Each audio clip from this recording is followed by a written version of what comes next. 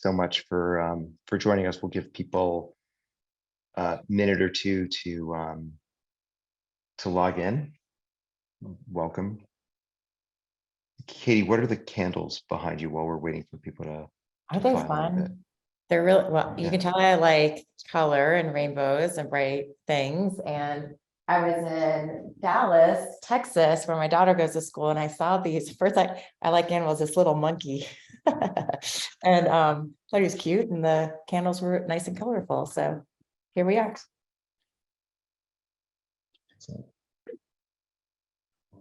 All right, well, why don't we get underway, and really appreciate you folks joining, and excited to have the opportunity to chat with Katie and Aaron today. Welcome to VentureCrush and Lowenstein Sandler's VentureCrush. We have a couple of quick announcements, and then we'll get into a dive into backgrounds on Aaron and Katie. So panelist bios are going to be, there's a link in the chat. We would be delighted to answer your questions, so feel free to put them in the chat, and we'll try to get to them. Want to thank Tolu Adateo and Chris Cousins, who did research on today's panelists for us, because they were concerned that otherwise I'd not be smart enough about our panelists. So that's always really helpful and appreciated. We'd love it if you told us who you are in the chat and included your LinkedIn. We would be delighted to have folks connect, and we have in fact had folks connect, which makes us happy, and even find investors just through messaging each other in the chat, which is really cool. We do closed captioning all the time. We want to ensure folks feel welcome, and our events are inclusive. Speaking of inclusive, our partners Meredith Bushaw in New York and Alyssa Fredericks in our Palo Alto office are hosting negotiating finance term sheets for women in venture. Women are very underrepresented in venture and have been since throughout the entire history of venture, unfortunately, and sometimes struggle to have their voices heard in negotiations. So we encourage you to join Meredith and Alyssa in this deep dive into key terms in venture term sheets in a changing market. This event will be in person in our Palo Alto office and also by Zoom on December 1st at 9:30 a.m. Pacific, 12:30 p.m. Eastern. Email us at venturecrush@lowenstein.com if you would like to participate in that. Finally, we have another launch, or a launch of this year's VentureCrush FG pod program. We'll have 2 virtual pods, 8 to 10 startups, 3 to 5 pod leads, and a larger in-person pod, again, just like we used to do back when we weren't in COVID. 15 or 20 startups and about half a dozen pod co-leads, most of whom are venture investors. Pods meet 4 times during a 6-month period, off-the-record discussions, and 4 larger on-the-record VentureCrush sessions. And we have a link for that. It doesn't cost anything, and that's a program we've been running since 2008, because we like to start things during down cycles. So with that in mind, and be warned, we like to do some deep dives into backgrounds and personal history so that you can actually get to know the people before you hear about things like liquidation preference and fundraising. I'd like to do a little bit of back and forth and go into some personal history background for each of our speakers. And why don't we start with Katie? Katie, you were involved somehow in helping put together the Vatican's first hackathon, and your team at Twitter, where you were a senior exec, was involved in onboarding the Pope, which is kind of an unusual thing to have been involved in. Can you tell us a little bit about that and the role that you played at Twitter? Sure. Twitter, rest in peace. What a wild couple of weeks it has been. So my role at Twitter, I joined in 2010 And my first role was international and helping to grow Twitter outside the US. At the time, we had so much usage and opportunity outside of the US, but we didn't have any employees, we didn't have any partnerships, we didn't have any ad revenue. So that was just a dream job, going from the UK to Japan to Brazil to India and all these wonderful places, and plant the Twitter flag. And then over time, the role expanded to work on the global media team. And we had just amazing talent around the world and across lots of different verticals to help onboard the best talent from the Pope and the Vatican. We have a woman on our team, Claire Diaz Ortiz, who's amazing, also a VC now. We all end up being VCs, I guess. She was the one that went to the Vatican and helped onboard the Pope. And we were just back in San Francisco with so much pride. And then I was, onboarding world leaders and journalists and activists and nonprofits and all these wonderful, content providers. So it was really a magical time and a magical team, and forever one team at Twitter. I think there's so many. I see a few alums in this group. So hey, Elizabeth. And that was my role at Twitter. It was great. I was there for about 6 years. And before we go to Aaron, before Twitter, you had this other amazing job where you were also able to have real impact. And one of the things I wanted to spotlight in the impact that you had was SMS Text Haiti in 2010, which really shows some of the positive impact you can have on the world using technology. Twitter, unfortunately, has become, a really interesting case study on the duality of positive impact, negative impact at this point. Can you talk a little bit about what Text Haiti was and where you were and how you got there? Yeah, wow, you did a lot of research. This goes way back. So before Twitter, I was actually, it's funny, I was at Google and I was almost going to go to Twitter, and this was in 2008. And I had been talking to Ev about joining. And then I had this amazing opportunity to go work for President Obama in his first administration. So it's like, well, I got to do that. And so moved to DC and worked in the White House for about a year, and then switched over to the State Department. And at the State Department, I was working for Cheryl Mills, who was the chief of staff for Hillary. And within a few days of joining, we saw the devastation in Haiti and a terrible earthquake, and we're watching it on TV, and it was just horrible. And an entrepreneur that I knew had he had a startup called Mobile Accord that did text donations. And I had called him. I was at my daughter's basketball game. I was like, is there any way, like, what can Americans do to help? We all felt so helpless. And could we do a mobile donation for, a nonprofit, maybe the Red Cross, that Americans could participate? And he was like, yeah, I'll have it set up in 10 minutes. And at the time he was in Afghanistan or Pakistan, like he was very far away. It was the middle of the night. He set it up within 10 minutes. I sent it over to Cheryl Mills and said, is this something that we could launch on behalf of the US government? And Cheryl took the risk and she sent it up to HRC, who was like, let's go for it. And so we set this up.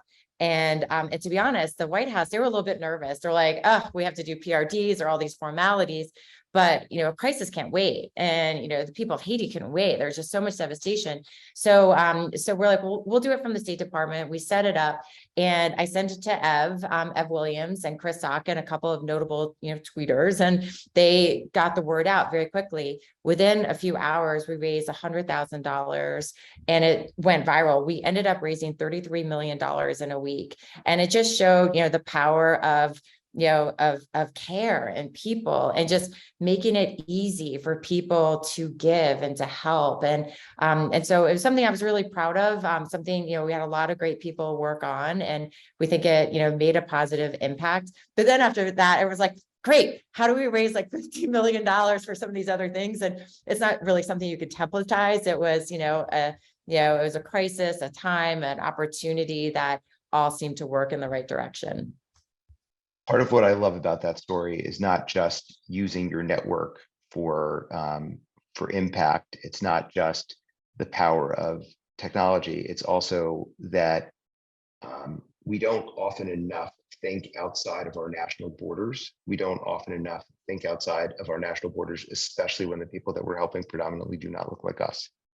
And I love that you rose to the occasion for that particular crisis. And thank you for sharing that and for the public service that that you've done. And we're going to talk a little bit more about that and about your background. I want to jump to Aaron for a minute. And Aaron, I want to go back to the start of 645 and then maybe work backwards a little bit. You raised 6451. It was a really, really small fund. And you started out calling it a proof of concept fund. I don't hear people use that term proof. What was the concept that you were proving? And when did you start it? Yeah, so first of all, Ed, I just want to thank you for your consistency in putting on these VentureCrush events like year over year, multiple times a year. I think like these events kind of actually help usher me into the ecosystem. So that time period that you're talking about, like 2014, when we started 645, it wasn't too far from when I came back to New York City after graduate school. So I came back to New York City in 2012. And I was foreign to the New York City tech ecosystem. And I was kind of pretty foreign to the tech ecosystem in general.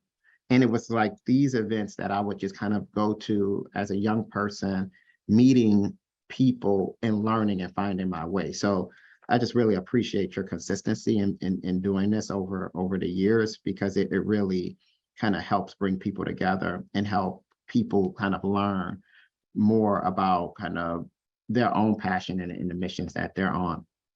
As far as 645, in 2014, Namdi, my co-founder, and I started 645 kind of based on this idea that we can pioneer a new way of doing early stage venture capital. So at the time when I got into the startup ecosystem in New York, so when I was kind of running around, working in a venture capital firm, helping to build Cornell Tech, it was really clear to me that the early stage was the final frontier, is what I would call it. And it was because there was so much structural inefficiency in how early stage venture operations ran. So some of the structural inefficiencies that we saw were the fact that deal sourcing was primarily a function of networks, and networks are geographically constrained based on where you went to school, where you work, and where you live. But the formation of billion-dollar companies were happening everywhere. For instance, Chewy was in Florida, or Qualtrics was in Utah. These are billion-dollar companies that can return funds, but they're outside of Silicon Valley, Boston, and New York. And so I started to think about the venture capital fund of the future is one that would not have those types of geographic boundaries. And in order to actually augment your network, you would have to use software in the venture operation to help you see things that your network is not showing you. So that was one of the premises. The other premise was around the rate at which new companies were being formed were outpacing the networks of general partners and their associate teams. So startup formation was happening very, very, very fast, faster than ever before because of reduced complexity to code, increased entrepreneurial interest in our economy, and just the rate at which a team can deploy software to a company or consumer. So through the cloud or through a mobile device, which kind of came onto the scene around 2008, 2009. And so the proof of concept that we were going for was that you can do early stage venture differently. You can, for the first time, apply an outbound model to finding and engaging with companies that historically required a warm introduction. And the reason we believe that you could do that is because there was also a proliferation of data on the internet, right? So you could find, whether or not founders worked together in the past, because the rate at which companies were being formed was happening faster, and innovation was happening faster. Before the Series A, you, for the first time, had companies that were starting to get closer to product market fit. And as a company gets closer to product market fit, there's real signals that you can kind of capture online and may inform you about an opportunity. So that's what the proof of concept was all about, was that you could actually build a new type of venture capital firm. And so that's what we wanted to do. And your first, so before we talk about your first fundraise, which I continue to be fascinated by, can you talk a little bit about how you and Nnamdi met? Because you got into college at the actual crash of, like, the dot-com crash happened while you were in college, Correct. right? So you're in Morehouse and you are majoring in computer science as the dot-com crash happens, and you're That's like, right. this is still a good idea, doesn't matter. How did, and where along the way do you meet Nnamdi? Oh, wow. So, yep. So I started undergrad in 2000, and I went to undergrad with the expectation that I would study math. And so I was there a couple of weeks early because I was a part of a program called Student Support Services. It was for first generation college students.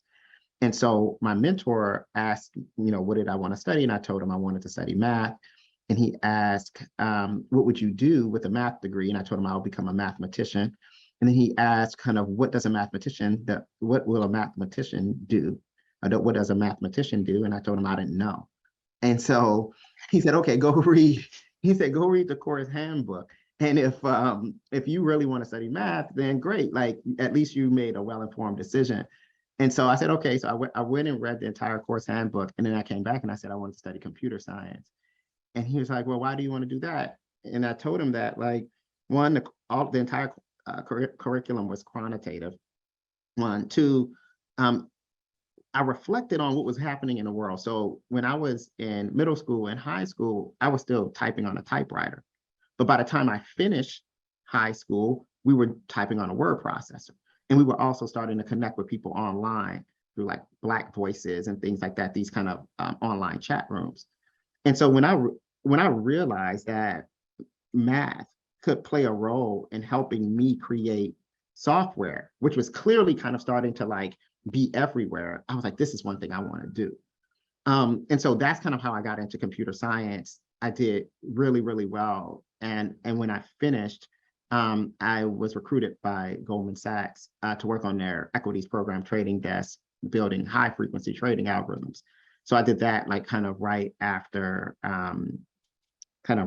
undergrad. And so that kind of started my journey on this kind of path toward building software and the role that software plays in our society.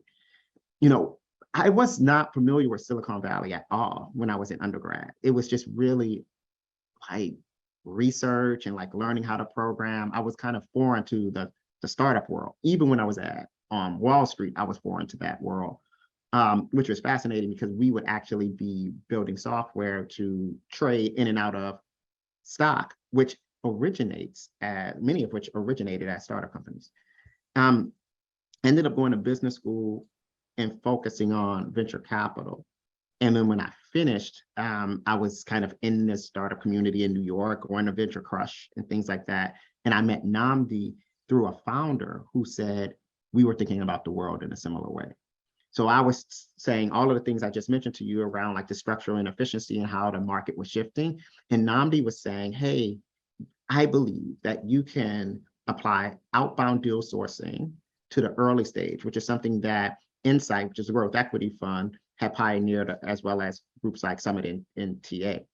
And so this entrepreneur put us in touch with each other. Her name was Karen Moon.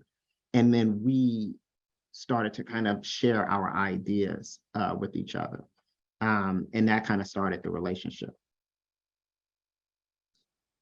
It's interesting that you said that a founder connected you through, because you were thinking about the world in a similar way. And there's an interview, Katie, that you gave in which you talked about the importance of shared values as the foundation for a venture fund, and explaining your 15-year partnership with Alex before you brought him in as a partner. What do you mean by that, and why is the values thing actually an important piece of the puzzle if it's just, you know, a business and you're making money? Values are everything. Look at venture is not necessarily about, I mean, obviously it's about returning capital, but it's also influencing the outcomes you want to see in the world. And that means having aligned values. It means having aligned values from your LPs, who are the people that you're returning capital for. For us, it's really important for us to have a diverse cap table ourselves, but also to empower endowments and nonprofits and institutions. And so on the LP side, you want that alignment of values. On the founder side, you also want that alignment of values. Why are they building these products and services? What are those outcomes that they want to see in the world that align with you? And as we all know, this is a long-term business. It takes a long time to know if you're right, and a long time to be able to produce those outcomes and to know if you're on the right path. So you might as well enjoy, the people that you're working with, and share those aligned values, because it's reinforcing and it's energizing and it's motivating, knowing that the work that we do every day, and many of you are VCs and investors, and like, it is every day. This is not a lifestyle business, that you have to just go out there and hustle and work nonstop. Like, no one else is going to do it for you.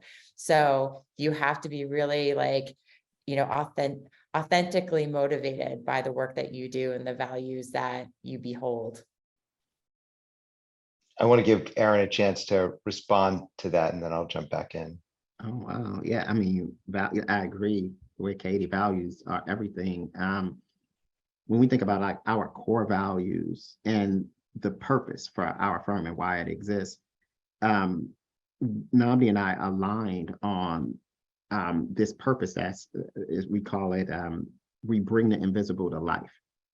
That's our firm's purpose statement. And that purpose statement is targeting really the founder, right? So when you kind of are doing something, particularly in venture capital, there's multiple people you could potentially serve. You can serve your LP base and be focused primarily on driving as large returns as humanly possible for your LPs. You can be focused on yourself. You can say, hey, this is a lucrative endeavor. Like, if we get this right, I could become very wealthy. And so when we were aligning on like, why should this firm exist? We focused on this word invisible. And the invisible is kind of what founders see that the world don't. And we wanted to be able to attach ourselves to those visions that our founders have and do everything in our power to support them in making that a reality. And so that has kind of been the nucleus of kind of what we've been doing. And then we wrap that around this kind of set of core values, which is kind of a set of principles in how we act and behave with not only founders, LPs, and each other. But yeah, I think this idea around like values and purpose is really important if you want to build something that is going to potentially outlive yourself. And one of the things that I admire about both of you is that your values are much more easily seen because you put yourselves out there, you put your values out there.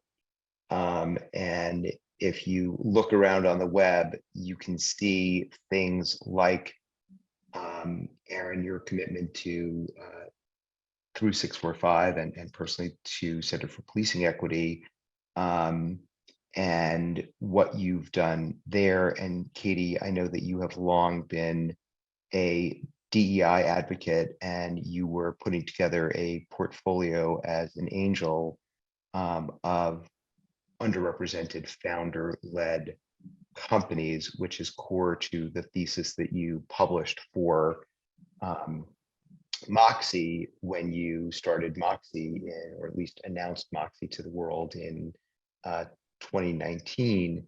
And just the fact, I mean, and Katie, we haven't talked about this in quite a while, and I don't know if you'll even remember it, but I look back and I had bugged Jess Barilli to make an intro to you in April of 2011. And part of why I was so interested in getting to know you, and part of why I bugged you for a meeting in the 8th in Paris when you were running Twitter in France, was because you had worked on election integrity matters at Google. You had worked for the Obama administration. You had worked in the United States Senate. You had done these things that showed that you cared about the larger world. And I just want to, I figured at some point I'd get an opportunity to just share that I really have admired you for a really long time. And it's a pleasure to get to speak to you in a somewhat public forum, and to thank you because you've done these things when at a time when very few people in tech were doing them, at a time when tech was a subculture, at a time when I know you started in, like Aaron did, you started at an investment bank. And I appreciate that you have consistently led with your values. Wow, thanks, Ed.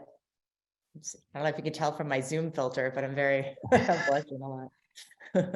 Well, I appreciate it. I do want to know whether you are still following pulp and metals and mining and paper, because I know that you were an analyst covering those things in the late 90s when you started. How did you decide that, wow, looking at pulp and paper is not for me? Okay, I'm hiring your researcher because you're going like way back, and like this is both impressive and scary. So my path there, I mean, everyone's path, no one's path is linear, right? We all zig and we zag and we try to figure things out. But I really thought after school, I wanted to work in nonprofit, and I had worked in East Africa for a nonprofit, and I'd met so many well-intentioned activists and leaders, but I felt like I didn't have the skills early on in my career. And I noticed both when I, worked in the Senate briefly and in my nonprofit experience, everyone listened to the bankers. And it was like the people with the money had the power and the influence. And as unsavory that was, as this young, naive optimist, I was like, I better learn this. I better learn this vernacular because it's important and it matters. And so I gave myself like a couple of years. I also had a very big student debt loan to pay off. So that was also, helpful. And so I went into banking, and it was one of those analyst associate rotations. And I didn't have too much influence over where I went, but I liked, even though obviously like now as a climate person, like, ugh, it was terrible. But what I liked about metals and mining and pulp and paper is that it was global and it was mostly emerging markets. And I thought all my international interests might align. And so I did, I learned, I could model, I had my Bloomberg terminals, I worked on a trading floor. There were 2 women out of like, I don't know, like 500, on the floor, and we had to wear, like, we could never wear pantsuits. And I was like, all right, I'm gonna wear pantsuits where they make me go home and change. And it was miserable. And, but I learned, and after a few years, I remember sitting next to someone on a plane and on a business trip, and they asked me what I did. And as the words floated out of my mouth, doing investment banking, pulp and paper, I was like, oh my God, I've been doing this too long. I'm not proud of what I'm doing. This sucks. And I went back to, work, and I was on my trading floor, and I did this search on Yahoo, which was just emerging in the late 90s, and thought, how fun would it be to work at a company called Yahoo? That just sounds nice. And they had just started the flickers of Yahoo Finance. So they offered some stock quotes, but no other content. Like, here's the, the low and the high of the day. That was it. Like no market cap, nothing else, no description, no, SEC documents. And all of a sudden, like something just, lit up in my head. I was like, oh my God, what if I could somehow bring all this knowledge I've learned from banking and Bloomberg and like throw that out to every potential retail investor?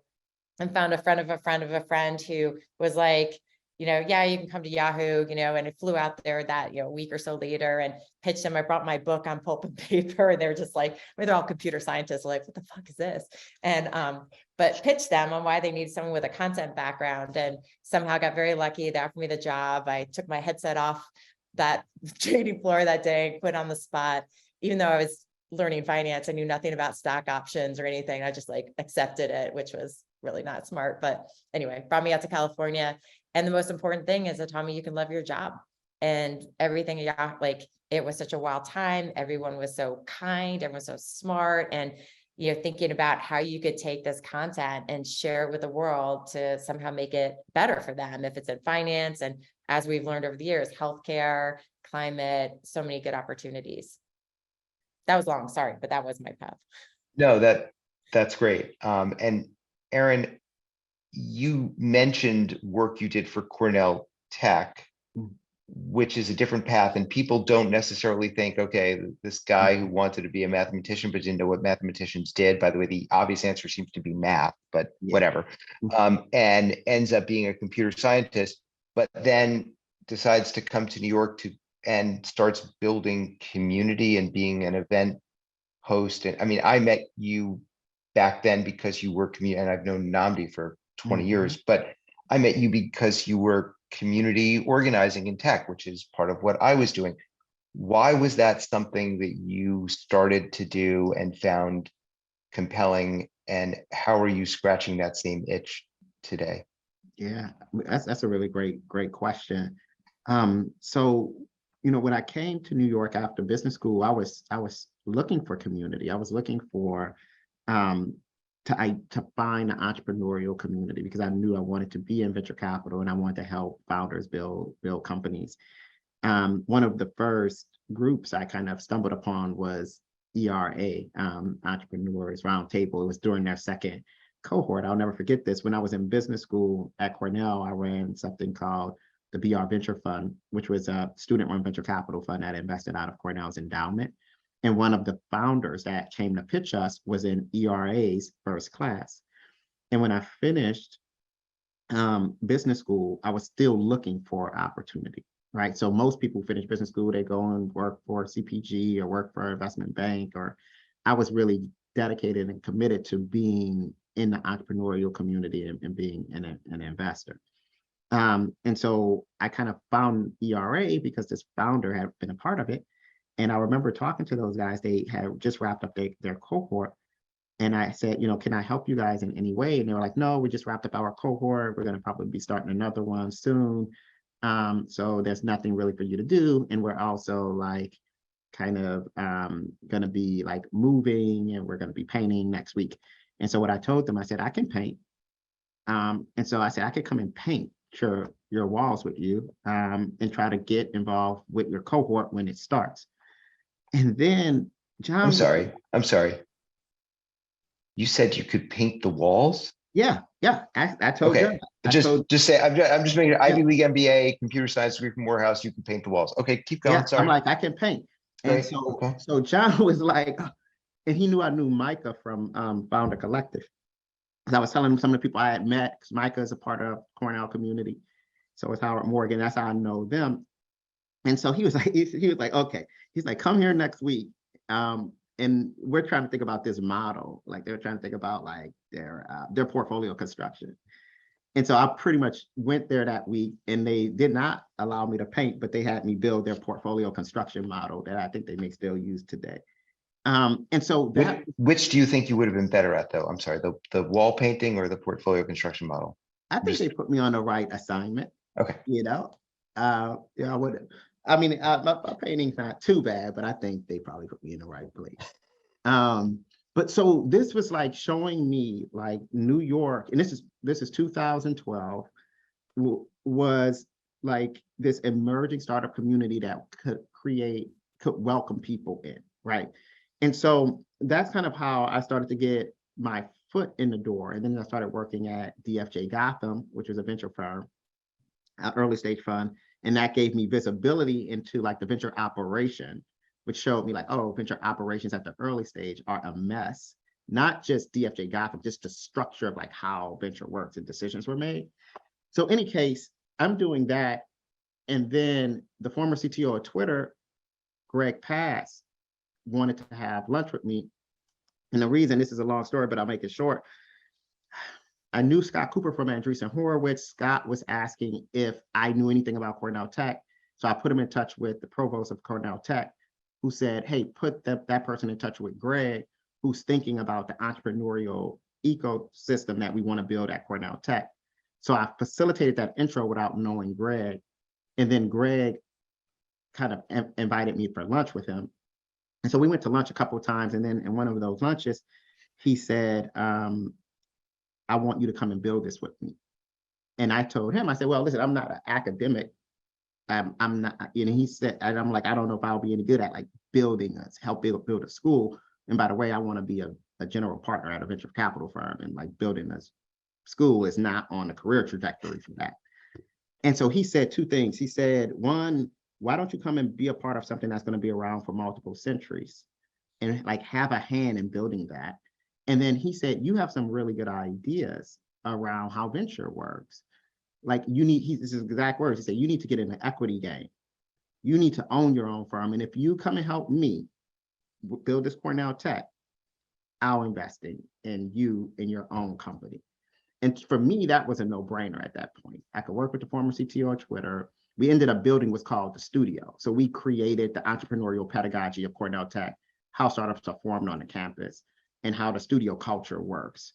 And then, so while I was there, that's when I started to kind of really put pen to paper on like what the future of venture capital might look like. And then Greg was one of our first investors.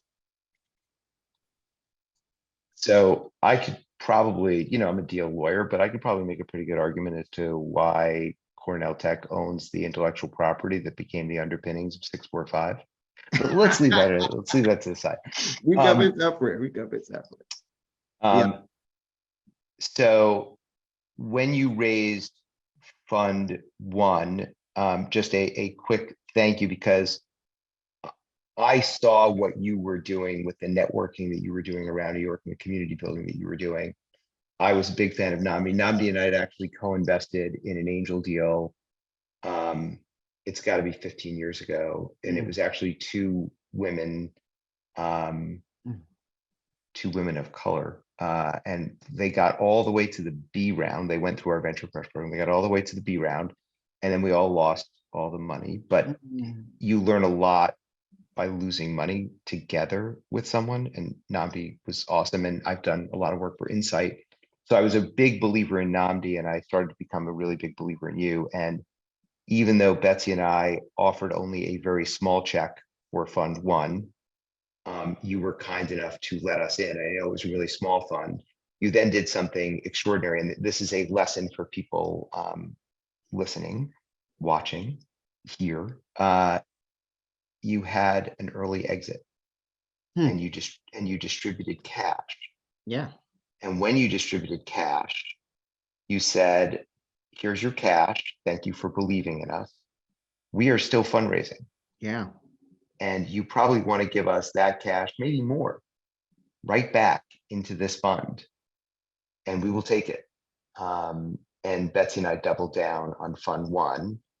And thank you so much for letting us do that as well. Fund One was a $7 million fund. You proved the hell out of that concept. And you have been firm building ever since. And Katie, your proof of concept was #angels. Do you want to talk a little bit about the origin of #angels and what that did and meant for you? Sure. And before I do though, may I flip the script a little bit and give you a shout out, Ed, you and Betsy, because I see a lot of fellow GPs on this call and founders, and we all know how hard it is. And we've all kissed hundreds of frogs, talked to a lot of people, and it's not what you say necessarily, it's what you do. And Ed, like you and Betsy show up, like we're here. And you show up by these gatherings, by these platforms, by these spotlights, but you also write the checks Mhm. and you're there. And it doesn't matter how big they are. I mean, it matters, but like just knowing that you're there for all of us, and just that first check and that sort of like brand, and it helps get that second or third or fourth. So I just like, everyone give your little emoji, like flag here or whatever. But like, honestly, like I know like we're all very, very grateful for you and just giving us this opportunity to grow and prove ourselves. So thank you. All right, hashtag angels. A great subject. So, none of us, I think, when we were little boys and girls, were like, I want to be a venture capitalist when I grow up, like, so no one ever. And, we've all kind of learned and grown into this space because it's evolving, and that's what makes it really exciting. And I had just casually been an angel investor about, starting 10 years ago. And we all also know that's a very expensive hobby. And not normal people can't do that. And two fortunate things happened for me, at least when I was at Twitter. One was one of our board members was at Spark Capital, Bijan Sabat, and he had approached me and asked me if I wanted to be a scout. I was like, what's a scout? It's like, we give you money to invest in companies because you have a different network than us. I was like, cool. What if I lose money? Not a big deal. What if I make money, get to keep it or a lot of it? I was like, Silicon Valley, it's a great deal. I love it. So that just gave me like the ability to put points on the board. But the second important thing that happened is having that like cluster of girlfriends or anybody that you just trust and you can ask all your dumb questions to. And a few of us were at Jess Verley's birthday party, and we're just talking about like, how come every time you see an announcement of some company getting funding, it's always the same cast of characters, like the same like 10 guys who worked at PayPal or LinkedIn or went to Stanford, blah, blah, blah. And to Erin's point, like, it's so like geographically, like, important, like everyone was in that like cluster in the Bay Area. And then we're also like, why doesn't anyone ever ask us? Like, no one ever asked like us, we're, executives at Twitter, and like, but we also like, we know so many great women and so many great people of color and so many great operators who can add so much value to these companies. So we did what any like group does. We just wrote a blog post, and we thought, we're like, yeah, we're open for business, and we called ourselves hashtag angels, and didn't really think anything of it. And I remember the next day, or maybe the same day, I was on the salad bar at lunch at Twitter with Vijay Gade, who is our chief legal officer. And we're like, what have we done? Because now everyone started pitching us like deals, and we're like we're just friends. Like, we don't have a fund or anything, but it became really important. And so we just, started sharing deal flow with ourselves and others. We started partnering with VCs to just kind of expand networks and demystify venture. Everyone uses these big words. You talk to any VC, they're like first principles, and they just start dropping all these things. And we're like, all right, just like real talk. Like, what is the business? What is the problem you're trying to solve? How does it scale? Blah, blah, blah. It's not rocket science. You just have to do a lot of it. And it just became really fun. And maybe the last thing I'll say about it that I think became really important is we wanted to quantify how big the problem was in terms of the lack of diversity on cap tables. And I forget, it might've been Chloe Sladden who tweeted something about it.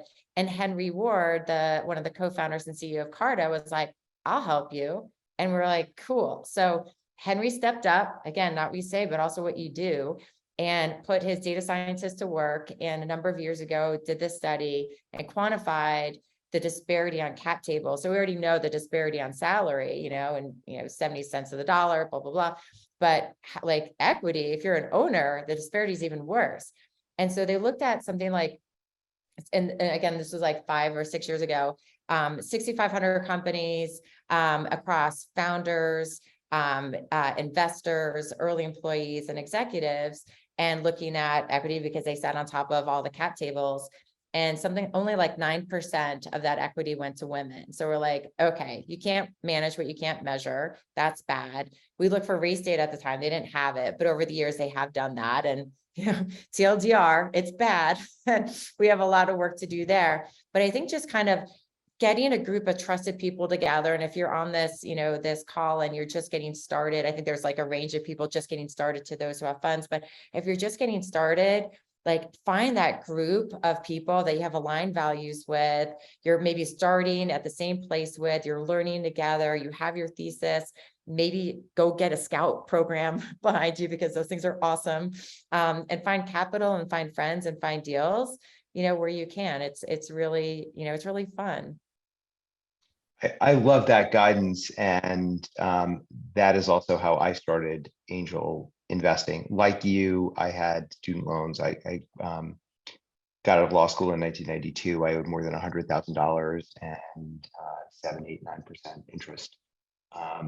And so my initial checks, once that was paid off, Betsy and I were writing small checks, and at the time you could get into any deal you wanted because there was no competition in New York. It was like, can you actually find enough people? And when you add to the fact that, we had a gender and DEI lens, it was like you could get more than your allocation in any deal because there were so few people looking at that. And you folks also at #Angels, you also did Uber. You did Carta, as you mentioned. I mean, you made some pretty legendary investments, and I was very aware of it at the time. And it's nice to have company when you win or lose, and it's nice to have company when you want to ask the questions that definitely indicate that you are clueless or you're worried that you're clueless. So I would also encourage people, particularly in a down market, to see if there's an opportunity to gather with some folks and do that. And Aaron, I want to talk to you about down markets. And I said that we were going to revisit our last VentureCrush. So in like April of 2020, I reached out and we arranged for you to speak at VentureCrush. You had been speaking at VentureCrush before and at my class at Columbia Business School, where I've been teaching venture capital for like 18 years prior to that as well. And we set a date, which would be like the first week of June. And it was you and Kate Mitchell, who co-founded Scale and was the chair of the National Venture Capital Association, among other things, and Ophelia Brown in London, who founded Blossom and also has been pretty amazing. And we didn't realize that in between, George Floyd would be murdered. And so this was, and I know you and I just listened back to that session. And it was a fairly emotional thing because it was like one of the first, I don't know, gatherings, business gatherings for me after George Floyd was murdered. And I would love to hear a little bit about, 2 years later, you did a lot of research on the pandemic. You did a lot of research on lots of things. You are a tireless researcher. What did you get right? What did we get right? What's changed? How have we done? Yeah, I appreciate you bringing that up. It was a really emotional time. It probably was the first time I had spoken publicly since the murder of George Floyd. And I was kind of digesting in real time kind of what was happening.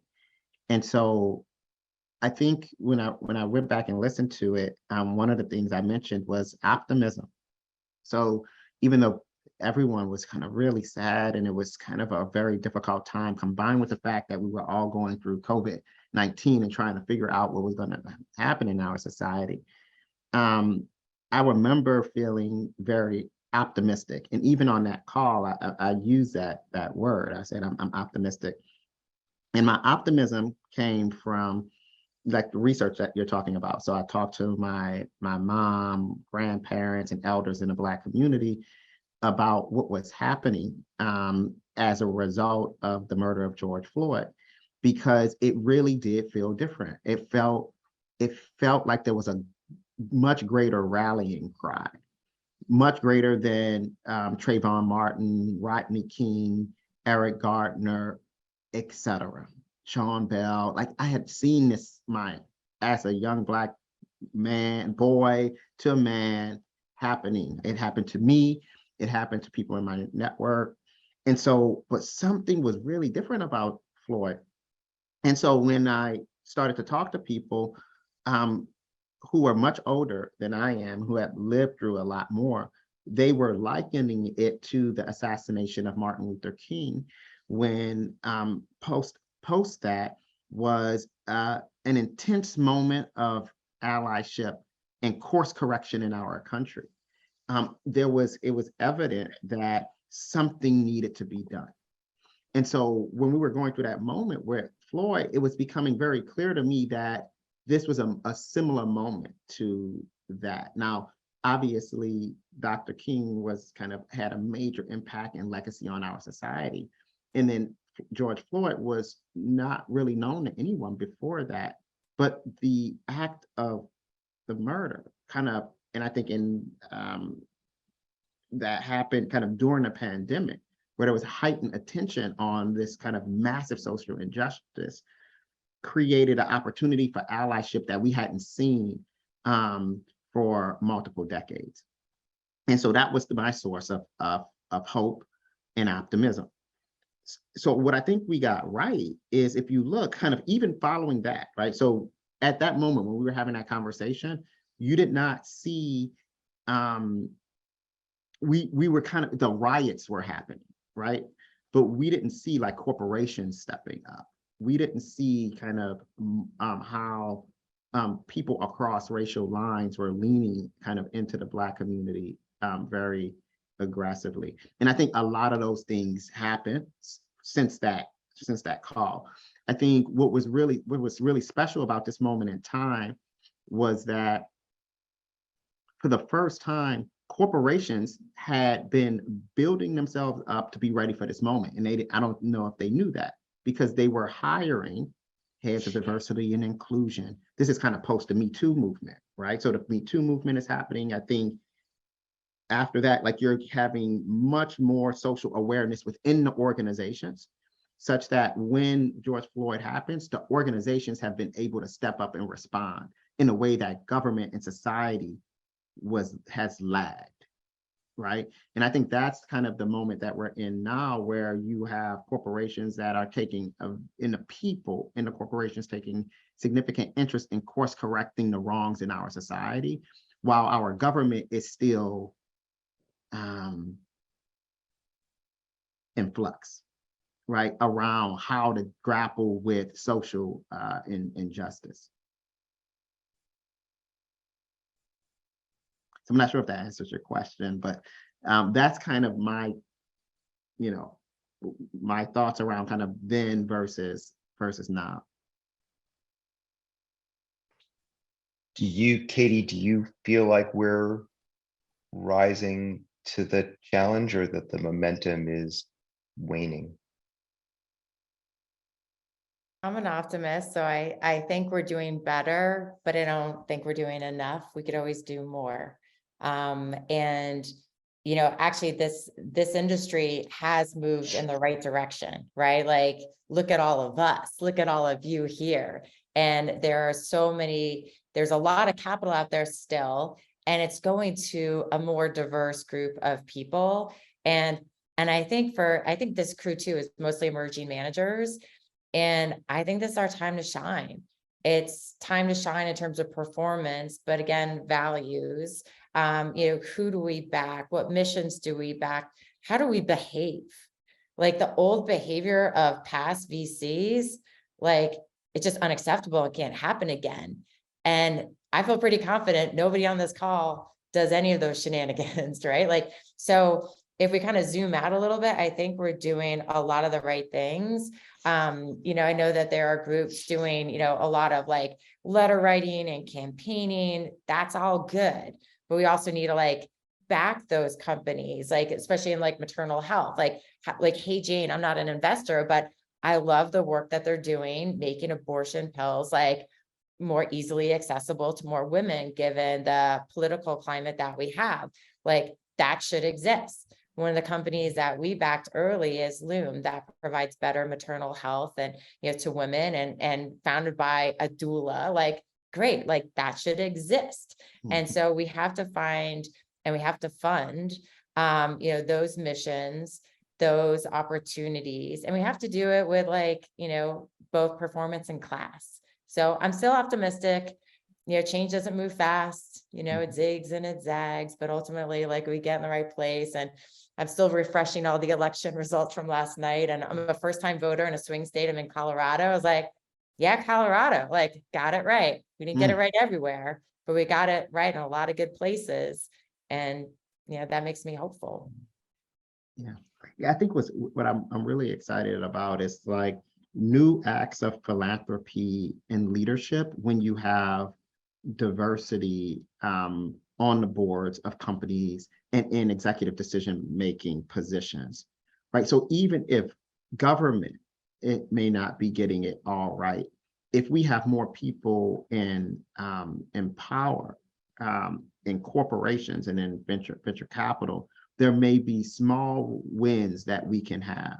So Katie, like you backing some of these companies that would not exist if it weren't for kind of you maybe pounding the table, but in order for that to happen, like you have to be in the privileged position to be able to allocate capital, right? And so I think a number of those kind of decisions, I think we've gotten more and more right over the last several years. And I want to talk about allocating capital. And there was a question in the chat about how you think about reducing risk across the portfolio. So when you're doing these allocations, we're now in a down market, and I know that I feel even more pressure to ensure that a portfolio that is indexed above average on diverse groups, on a more inclusive portfolio, like those have to succeed. And I think that so many of them will. How are you trying to make the decisions to reduce risk across your portfolio in a really choppy market? And we also want to talk about firm building, but talk a little bit about reducing risk. Okay. So this is an interesting topic because venture capital follows the power law distribution, which is inherently risk absorbing, right? It's risk absorbing because you have a small number of companies in your portfolio that, if you get it right, makes up majority of the return. And so this is very different than what we were doing in kind of quantitative high frequency trading, which you're actually trying to run through risk reduction exercises and increase the probability that everything can make a certain amount of money. But in the venture business, it's actually risk loving, right? Because a lot of the things that you invest in may actually will likely not succeed. And so the way we think about it is not how to reduce risk, but increase the probability that some of the companies that we're investing in will have massive upsides and have massive impact on the society. And so we do that through this framework that we created, which is a derivative of Warren Buffett's circle of competence, which is effectively described. Warren and Buffett effectively say, invest in things that you know, don't invest in things that you don't know. That's like the summary of it. He says it in a much more eloquent way. But that framework doesn't work quite well in venture because you have to inherently invest in things you might not know about, right? And so what we do is look at markets and look at speculative markets to get behind on top of technology inflection. And the combination of those things are a risk-loving exercise because a lot of it you won't get right. But the things that you do get right could be so massive that it makes the entire portfolio construction work. Now, as it relates to women and people of color, we have to be as risk-loving with those investments as we are with non-people of color and women.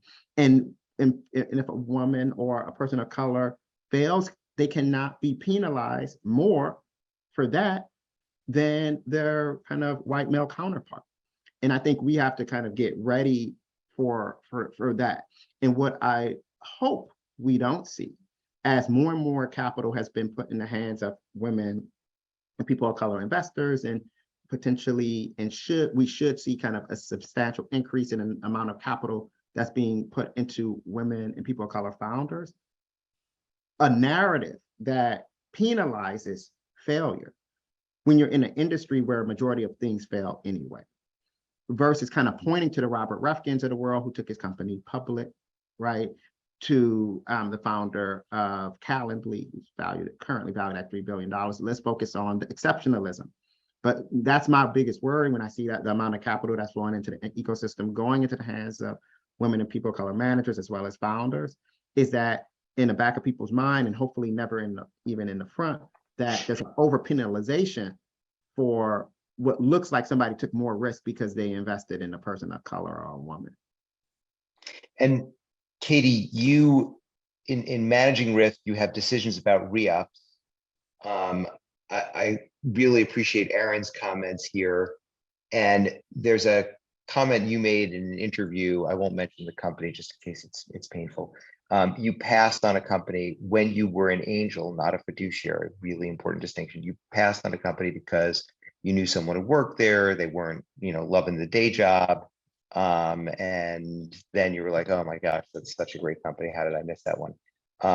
And your part of your takeaway was like, don't do it on just one reference, but you were really busy at the time. And I totally appreciate that. What other than like, don't put it all on one reference. What are some of the things that you're doing to mitigate risk as you're considering, do I re-up in this company? How do I re-up in this company? How am I making sure that my portfolio is sound during this period? It's a good question, especially I think all of us are dealing with a lot of, there are two different things, right? There's sort of, do I invest in this from the get-go, and do I re-up in this company that I've already invested in? So almost two different frameworks. And for us, the original framework, when we invest, we only invest in software solutions. So early stage software solutions, the hard problems that help a lot of people. And the categories that we're generalists, but the categories that we gravitate towards are the must-haves. And those really are climate and healthcare. We look at climate as our most urgent challenge and our biggest opportunity. And we look at healthcare, we all want to live longer and healthy, and we live in a sick care system and not a healthcare system in America. So there's so many ways that we can improve that in any direction. So we think we're de-risking by investing in these must-have solutions and solutions that we have some, skills. My partner, Alex Redder, was the former head of engineering at Twitter and an early Google engineer. He's just very technical. And one of the things that we've also added to our must-haves from Moxie is looking at only investing when you have at least one technical founder. And I struggled with this. In Moxie 1, I didn't have this requirement. I thought it was obnoxious. And every time I heard that a VC had that requirement, I was like, I'm not going to do that. But personally, I found that every company that I have invested in that didn't have a technical founder, or somebody hired that was technical in the beginning, because competition is so tough, has really struggled. So we have now made that a requirement to help de-risk that investment. On the re-up, that was a very deep exercise we spent a ton of time with over the past 6 months as the market started to collapse, and almost every company is looking to extend their runway somehow.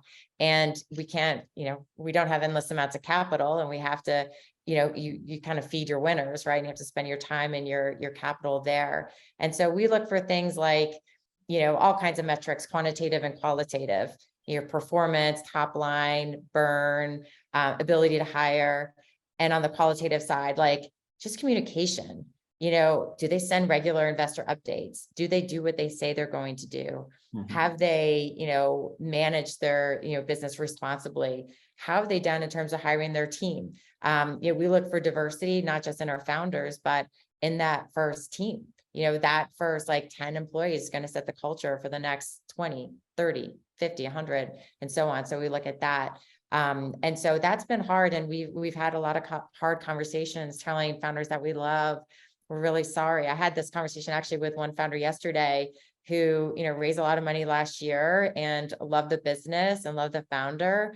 And, he's like, I'm going to come back and ask you guys for more money. And I had to just tell him directly, like, I'm sorry, no, you've had your time, you've had a lot of money. And so now you have to do the best with what you have, and get really, really scrappy. I'll also throw out one other thing that we look for. Half of our founders and across all of our investments are immigrant founders, and our immigrant founders are just outperforming because there's no plan B, and they have to win. And I love that spirit. And, we keep feeding that too. So looking not just the why and the skills, but does this have to work? Is this a must-have product for a must-build founder? It's not product market fit, it's product must-have fit. And, once we get all that right, we feel really confident that it's de-risked and really exciting. Yeah, this is a great topic. This re-up is one that we've been spending a lot of time on recently. When we started the firm, we knew we wouldn't get everything right. We knew that, there are certain aspects of the firm that will have to change. And so as a result, one of our core values is kind of evolution. So we say the firm is built to evolve versus built to last. Right. So if you build something to last, that means you assume that what you have put in place today is going to work in the future. And so we said, okay, we'll establish this core value where we are going to embrace evolution. And this idea around re-ups is one that has been, that core value is being tested against.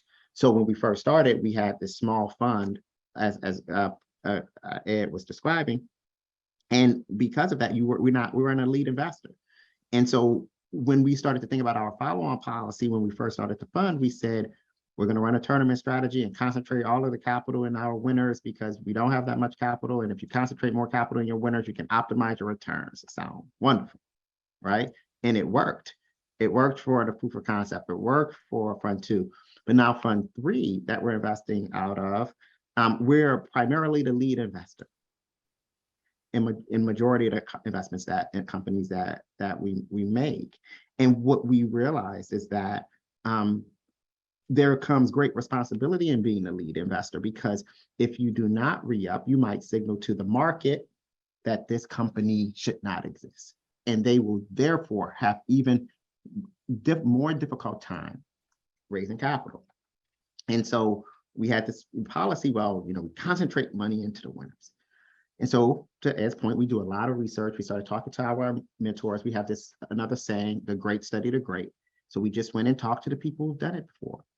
And what we realized a few things. One, when we studied our portfolio and then talked to the greats, sometimes there are companies that might look like they're not going to make it today, that in the future actually become your breakout winners. And you may not know it. Now, there are characteristics like Kate is describing. Like there are certain characteristics. A company may not be going well, but there's something about these founders, they may figure it out. And so we have evolved our follow-on policy. And so the way it has evolved is that companies are now grouped into quartiles. So top quartile company is obvious, growing super fast, and it may look like it could be a breakout winner. The second quartile is growing fast. It's not as fast as the first, but it seems like it's going to work. And then there's the third quartile where we're concerned about, and then the fourth quartile where we just don't think it's going to work. And so what we have done is that there are we will follow on into all of them, but you just follow on with different amounts. Because if a company moves from category 3 to category 1, you want to be able to continue to work with those companies. And what we learned from our mentors is that it is actually common for a quartile 3 company in the future to be a quartile 1. And so we've kind of really been adjusting it, and it's been tested in this, and it's being tested in this market, because as Katie is saying, everyone has to come back to market when the market is still locked up. And so a lot of later stage investors may not be as willing to provide term sheets. So it's something that we're thinking through right now, and it's a part of the firm that is evolving. And is it a different, one thing is, Katie, your comment that there are two different things, evaluating an initial investment and evaluating a re-up. And we just had this conversation at our First Close Partners quarterly meeting where Irish Joy of Floodgate said, no, we evaluate them as a brand new, like de novo review kind of, would we invest as growth investors in this company? Which is really hard to do, particularly in a partnership of 1 or 2 GPs. Aaron, is it the same? And then I don't think there's a right or wrong answer here. It's just like, what are you doing, right? Yeah. So even in the early days, and so that's one thing in the early days that's carrying forward to how we're doing it now. There is we call it a reinvestment analysis. So even in the beginning, and this is how we used to get to how do you concentrate capital in the winners, we would look at it as a brand new company. And we have the benefit of having Nnamdi, who came out of the growth stage. And so we would evaluate companies with growth stage like due diligence. And then we'll determine whether or not that company we should follow on. In the new system, we will still do that, but that analysis and due diligence will support whether or not the company is in quartile 1, 2, 3, or 4. And depending on what quartile you are in, it impacts the amount of capital we could actually invest in a company. So we can still signal to the world that we're behind the company if it's in quartile 4. But we may not invest as much as we would as a company in quartile 1. And we'll let the founders know that. There are scenarios where we may just say, we don't think you should be raising the next round. Maybe we try to like explore a soft landing in which we try to, get the company to an exit. So can we talk a little bit about valuations and where we are? And I guess there's an interesting question, because are we actually at a place where people have enough confidence in the stability of terms of trade, the stability of pricing, and the stability of liquidity in the market and transparency in the market? Do we understand the pricing enough to start really striking deals at levels, not 2021 levels, which were off the charts, but 2019 levels? Is pricing roughly going to stay where it is? Valuations roughly going to stay where they are? Katie? I think one of the big revelations for me becoming a big girl VC is that like no one understands pricing. Everyone makes it up. At first I was like, it must be mathematical. There must be a formula for these things. And you realize like, nope, people are just kind of making it up as they go along. And so with that, when I entered, in 2019 and the kind of the beginning of this big, fluffy market where things were really highly priced, and I try to stay as disciplined as possible and really targeting somewhere, like 15 million as the median, which ended up being the median for Moxie 1 and looks like that for Moxie 2 as well. What we've seen is that you still have a lot of outliers. You still see a lot of things like wildly priced or like irrationally priced, but there is flexibility. So we are seeing, founders more flexible. They're open to negotiating, open to some discounts. I met one founder yesterday that was raising an A, and I was like, oh, we got to that. I was like, oh, I thought this was a seed. I'm sorry, we don't invest in Series A's. He's like, well, it's priced as a seed. It's priced at 15 million, and the last round was like 36 million. I was like, ooh, that doesn't sound great. like what happened there? So there's a lot of erratic pricing still, but I'm grateful that I think that people are a lot more rational, fair, level-headed, understanding that if you price something really high at seed, it's going to be really hard to clear that at A, and that that bar gets higher and higher as you go along. So we're glad to see people a little bit more realistic about where pricing should be. Yeah. So can I? Yeah, please go ahead. So from my lens, it looks like we're at a point in the market where there's a tremendous amount of fear. And so there are things that appear to be kind of grossly undervalued in this point in time in the market because there's a lot of fear and uncertainty. Versus a year from now, there was a lot of greed in the market and things were dramatically overpriced and in the private markets. Kind of where we are right now, particularly at the growth stage, is there is a deadlock where growth equity investors don't necessarily trust the last valuations of companies. And that's because they're looking at the public market and looking at how things are priced there.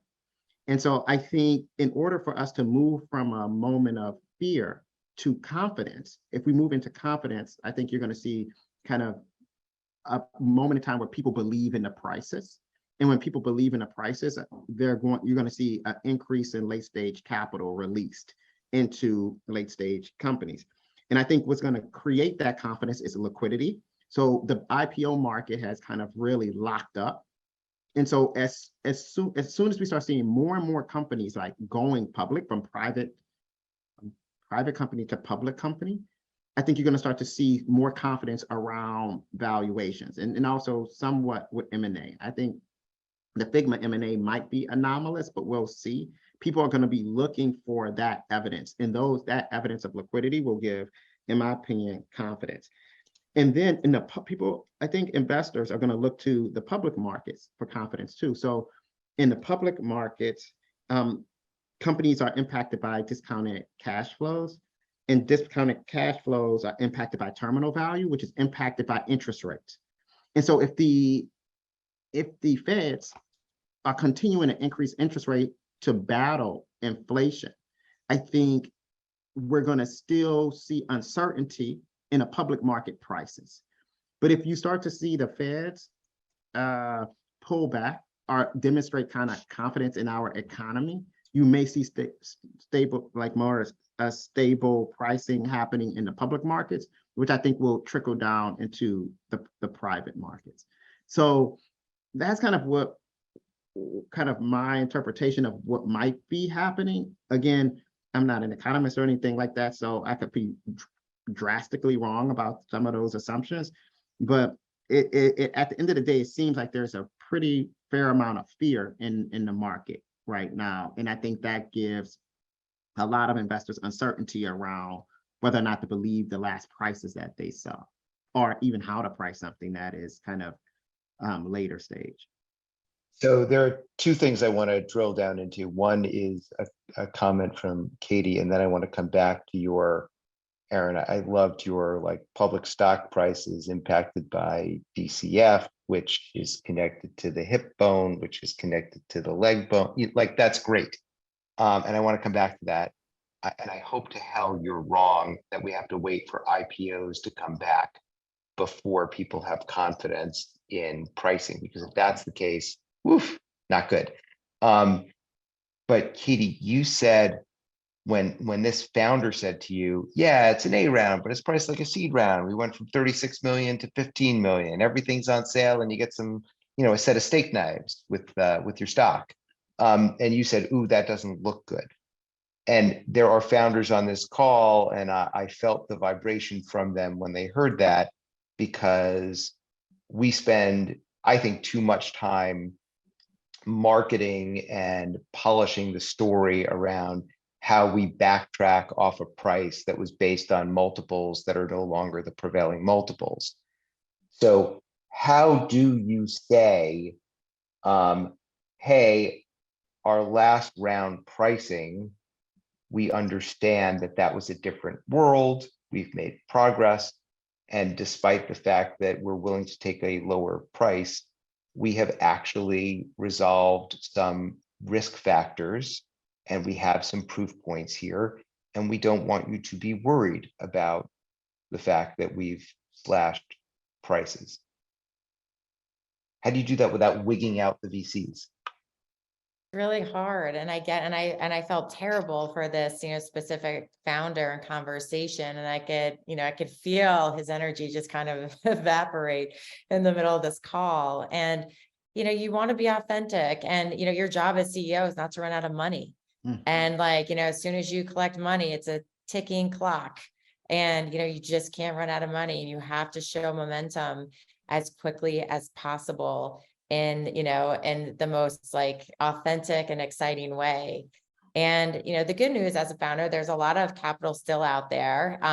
And I think most VCs are eager to invest. If you're not, you shouldn't be in this business, because this is I think a great time to invest when markets are low, and, buy low, sell high kind of thing. Right. And, so, I'm still looking, and I'm still eager.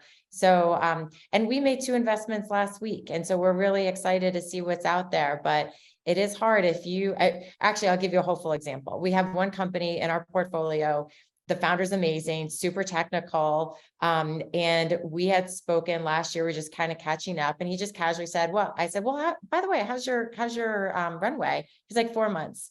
And I was like, 4 months? Oh my God, like, that's terrible. Like, we have to, do a bunch of things. And he was just kind of like, oh, okay, yeah, okay, let me, see if I can go capture more capital. I'll cut some burn and do all these things. And I remember talking to Alex, like, oh my God, this company might be dead. I didn't even I can't believe I wasn't paying attention. You have a lot of companies in your portfolio, so it's hard to, look at everything at the same time. But I was in a panic. And so we caught up a couple weeks ago, or weeks after that call. I was like, okay, did you do everything you said you were going to do? It's like, yeah, got 8 months of runway, not a problem. I was like, 8 months of runway. How'd you do that? And he was just very clever. Like, he went out again, went and found all his friends who were scouts. And, they know him, they know how, talented of an engineer he is. And they threw in a little bit more capital on a note, and he was able to get it done. And then he just went back to work and kept building. And now we're actually going to put more money ourselves in, because he has made a lot of progress. So he got really close to being out of business, but, heads down, honest, clear hustle, and was able to get himself out of a mess. I mean, we'll see what happens in the next few years, but there's hope in there too. And Aaron, how are you looking at a story like the initial tale of woe that Katie told about, was 36, is now 15. Welcome to the new reality. Is that off-putting as a VC? And what's your guidance for founders? Man, it's tough. I think it depends on what stage a company is at. So at the earlier you are, you're still able to kind of sell against these promises, right? I think that's why you're seeing a major gold rush for like generative AI, and like there was a major one around crypto, because it's like, it's coming. Like, you should invest now, because this is going to be huge, right? And so when you're kind of dealing in that kind of promise territory, I think you can probably finagle your way around a flat round or a slightly higher round, especially if your last round wasn't overpriced. I think where it gets very difficult is when a company moves into the later stage, like the Series A or the Series B, when investment decisions are kind of much more focused on performance, product market fit, evidence that it's working. And it's hard for a founder who's grown like maybe 15% year over year and not 100, right? And so I think when you're dealing with those situations, there's more likely for companies that have embraced a survival mentality to like try to either price their round flat, a down round, or what we have seen are these like what might look like a flat round, but there's onerous provisions in the structure that is kind of really not favorable to the founders. And so that's happening, I think, more and more with companies that need to have performance, not a promise to kind of raise against.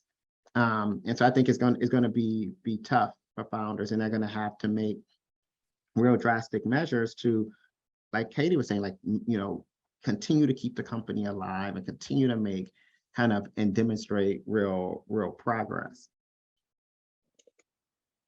Take the pain now and down round it, or use a safe convertible note, whatever you can, in order to avoid pricing it? Yeah. What's your guidance? Oh, Just don't wow. run out of money. Like, I don't know if we have that luxury. I used to tell founders a few years ago, I was very anti-corporate ventures. Because I think it kind of pollutes your cap table a little bit. Seriously, you're now like, if you can get it, take it. I mean, obviously like aligned values, again, going back to all the good things, but if your alternative is running out of money, you're out of Yeah, business. So down round's okay.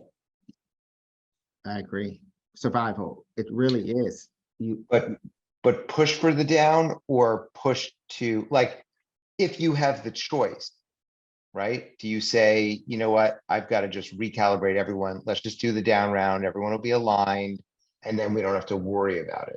but that's a hard question because I think it depends on what is the Did you want status the of easy your, questions? This is the oh, place for sorry, the easy because questions. it's like the status of your cap table, right? So depending on how much dilution you as a founder can take, such that the opportunity is still motivating for you to bring this company into the future, you may take the down round because it may impact you less than a founder who's already like maybe 10% or less of the company, right? Now, a founder like that might want to opt for to not have a price and have a convertible note. So I do think it depends on the situation that the founders are in. I think it probably starts with like, what is the cap table like? And then how are employees impacted by this decision? And how does that impact their just intrinsic motivation to kind of continue to build? And so starting with the cap table, I think helps to determine whether or not it should be priced or just a note, an unpriced note or something, which investors may not want to go for at this stage. And I do think we're going to probably see a lot more of this. I think we're early days and seeing like down rounds and notes and extension rounds, even though like we've as a venture community raised more money now than we raised last year, and last year was a historical fundraising year. It just doesn't seem like the investors are kind of eager to invest right now. JD? Yeah, I agree with that. Like leaning on your current investors for help, your current angels for help, and also being public with that. Us VCs, like we always have FOMO, and we also like, I think VCs like the attention. So I mean, one of my goals for me to be able to account for how helpful I am is that when I read the investor updates from our founders, I always want to be in the top 3. I'm competitive. Like I want them to be like, thanks, Katie, or thanks, Moxie, for introducing us or helping us with pricing or doing blah, blah, blah, blah. And I think all VCs like that. And so make your VCs work for you.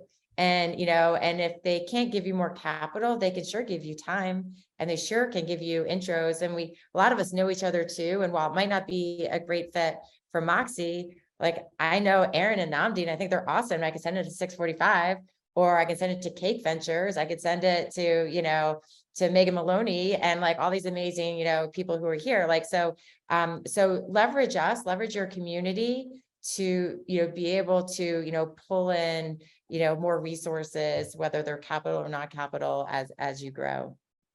And I just dropped a link to First Close Partners where you can see our portfolio of venture funds in which we have invested, including Moxie and 645, as places that you should hit up. And because we believe in cold outreach as one of the ways to ensure that we overcome some systemic barriers and bias, you should be able to reach out to them directly by email if it looks like they are a fit of some kind.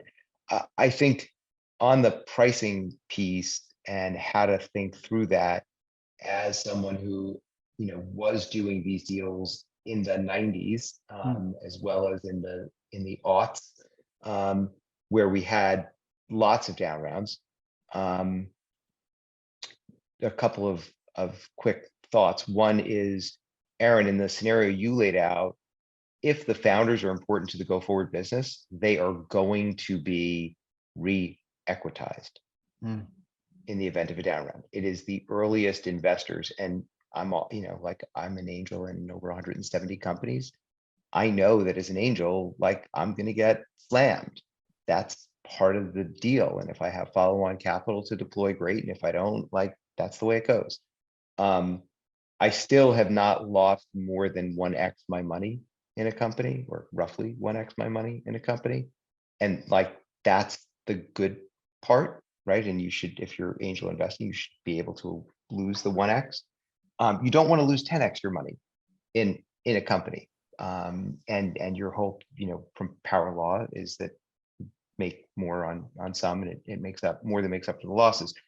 But in that cram down or down round, the go forward team has to have enough equity. We are certainly seeing from my desk at Lowenstein Sandler, we're certainly seeing option repricing. We're certainly reading the side letters with their most favored nation clauses in them in safes. Convertible notes can be somewhat challenging because there is no agreed upon form. So they are not quite snowflakes. They're more like the Christmas fruitcake. Like every Christmas fruitcake is a little different. They're generally kind of the same. I still haven't met anyone who loves Christmas fruitcake, but whatever. They still seem to circulate. Safes, everyone says, oh yeah, they're all the same, but there are like 4 different forms, and then there are side letters, and then there's a user's guide to them. And safes have no bottom. The valuation can continue to drop. So if you don't price now, you're gonna have to deal with it later.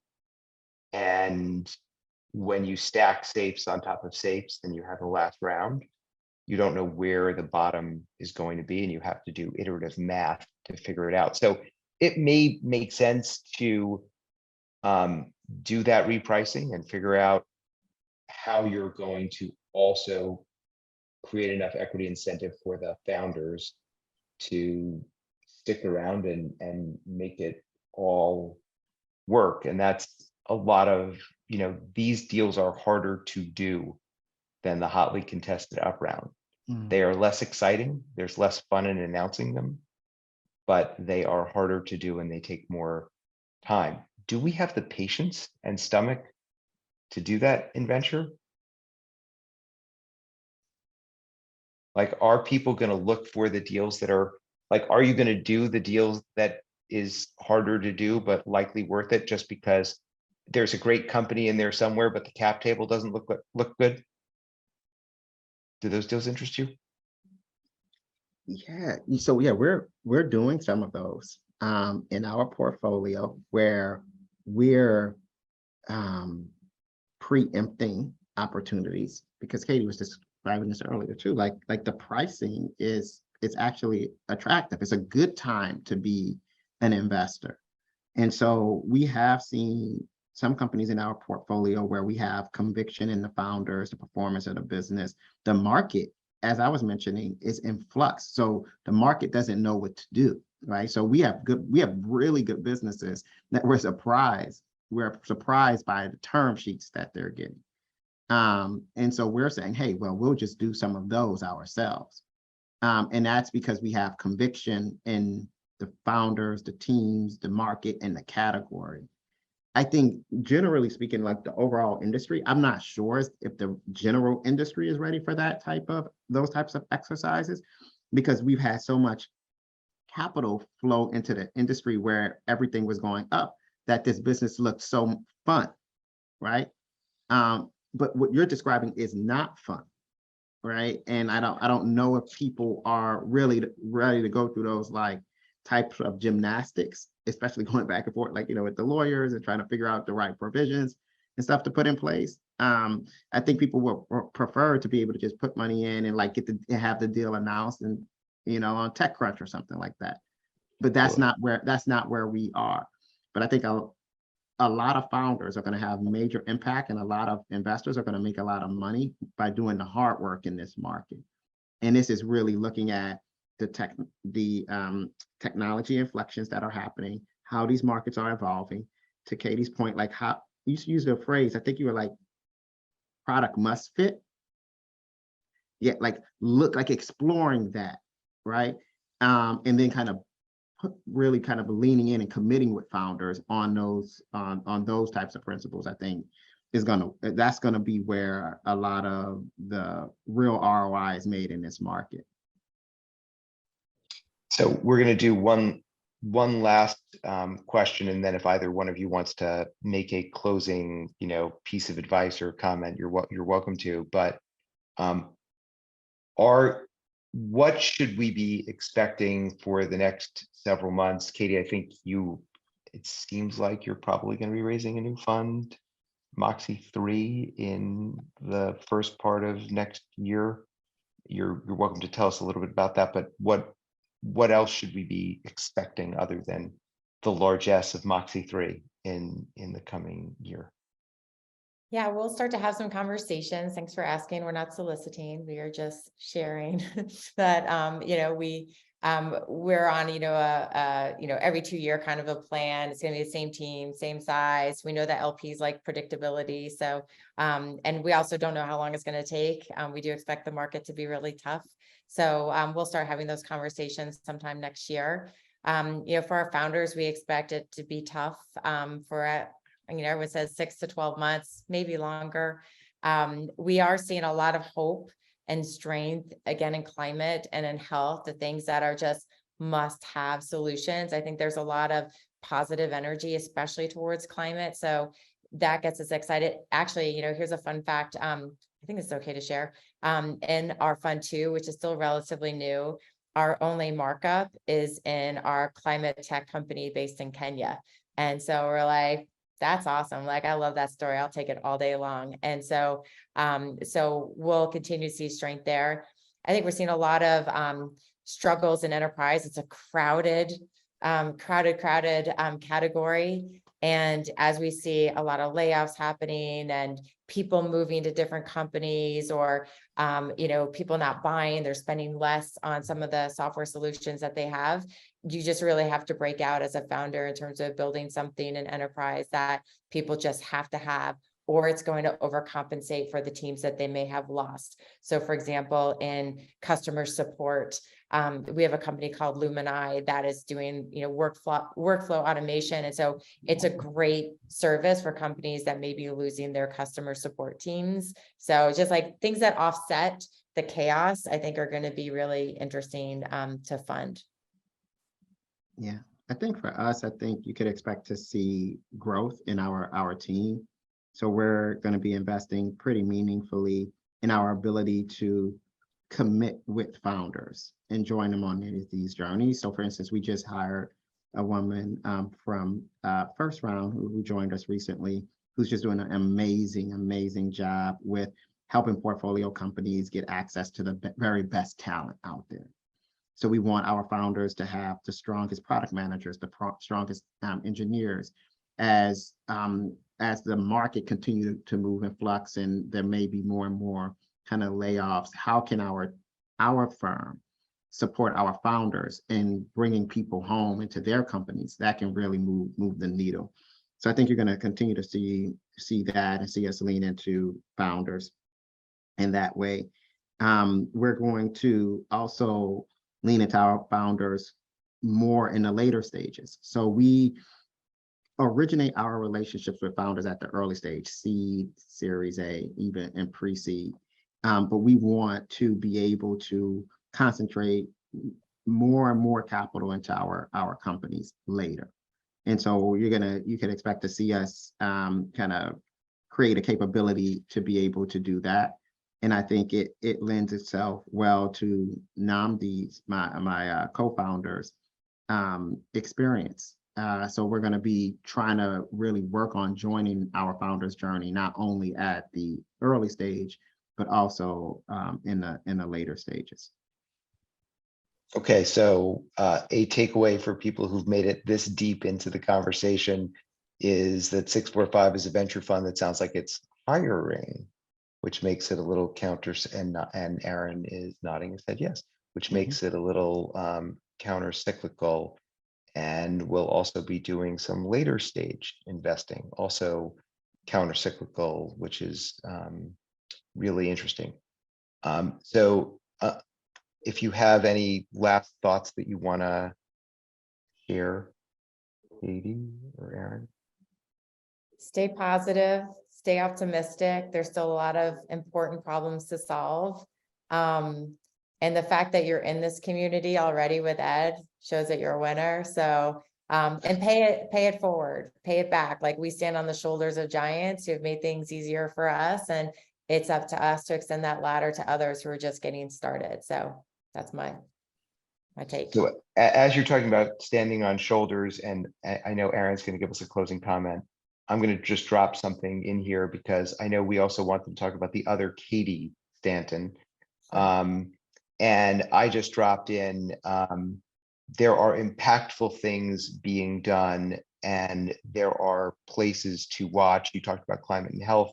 There's also housing, and I'm really happy and proud that two alums of our law firm, Matt Platkin, who's currently the Attorney General of New Jersey, and was a partner here until he became the Attorney General of New Jersey, and Mike Long, who was a partner here and followed Matt over to the AG's office, just announced that they sued the crap out of Trident Mortgage and Fox and Roach for racist redlining lending practices, and there's a settlement and a fund to make sure that borrowers of color, especially Black borrowers, can get access to this and have some reparation for, and I'm using that word intentionally, for the racist lending practices around mortgages in New Jersey, Delaware, Pennsylvania, et cetera. So lots of things that can be done in terms of impactful stuff, and housing is another area that seems, that does seem kind of interesting. Katie, you want to give us a quick hit on Katie Stanton? Elizabeth Katie Stanton, amazing suffragette. I'm originally from New York as well, so I love that. And so I just, they're relation, but I did name my daughter Elizabeth Catherine Stanton in her honor. So she's Ellie. Look out for Ellie Awesome. Stanton. Wow. Suffragette and abolitionist. An abolitionist. Yeah. Exactly. All right, Aaron, give us your closing thought. Yeah, thank you again for organizing this community. And Katie said this earlier too, for even believing in us when so few people did. I know you were saying that the investment was small, but I just remember back then every investment meant so much to us because so many people said no. So thank you for that, and thank you for continuing to do that with a lot of managers who are on the call right now. You're making a massive impact in the community, and Natasha and I really love you and Betsy for that. For the founders and managers on a call, just know that massive companies, billion-dollar companies, are formed across all market cycles. And so this is an amazing time to have the privilege to either start a company or to be investing in companies. So don't be discouraged by the challenge or the complexity of like doing some of these transactions or the fear that's in the market. Because when we kind of look back on this point in time in 5 or 10 years from now, I think it's going to be very clear that this is going to be an amazing time to have been investing. The same was true in 2008 when you had companies like, Shopify that was created in the midst of the great financial kind of recession. I think we're in a similar moment in time, and there's very amazing technologies that are being built that you can build companies on top of. So, I think it's a privilege to be able to invest, and I think it's a privilege to be able to start a company right now. Really appreciate that. Appreciate both of you. Appreciate the opportunity to be an investor in your respective funds, and want to be one of those early conversations in early 23, Katie. So thank you all so much for being here. I want to especially thank the Lowenstein VentureCrush team, Carrie and Brittany and Ginny and Owen and everyone else, and Ayla. Really appreciate all of you, and Tolu and Chris, thank you as well for the research, and wish everyone a good a good day. Election day wasn't quite as painful as I thought it might be. So hang in there, everyone. Thanks so much. Thanks, Ed. Thanks, everyone. Bye.